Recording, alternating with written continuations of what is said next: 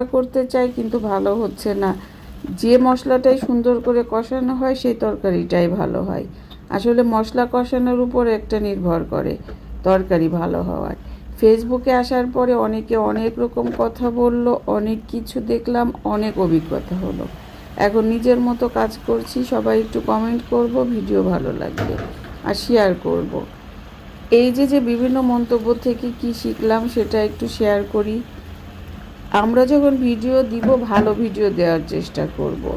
ভালো ভিডিও দিলে দর্শক ভালোবাসলে, বন্ধুরা ভালোবাসলে একটা কমেন্ট করবে, আর সেই কমেন্টের মাধ্যমে ভিডিও ঘুরতে থাকবে, ভালো ভিউ হবে। এই হচ্ছে কাজ। এখন আমি উপস্থাপনা করাটা, কন্টেন্টটাকে ভালো করার দিকেই মনোযোগ সবার আগে, তারপরেও অ্যাক্টিভ থাকা।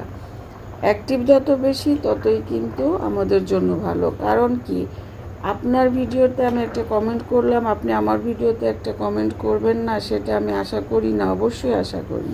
আর এই আসার জন্য আপনাকে অ্যাক্টিভ থাকতে হবে। যেসব বন্ধুরা কমেন্ট করবে তাদেরকে একটু ব্যাক দেওয়ার জন্য।